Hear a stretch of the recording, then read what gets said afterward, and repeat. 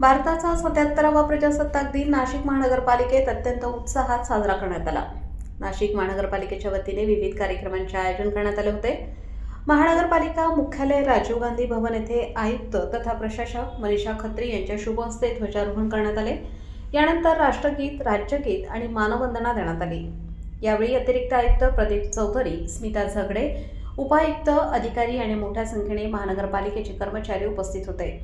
प्रजासत्ताक दिनाचे महत्त्व अधोरेखित करत बालविवाह विरोधी प्रतिज्ञा तसेच माझी वसुंधरा अभियानांतर्गत पर्यावरण संवर्धनाची प्रतिज्ञा उपस्थितांना देण्यात आली।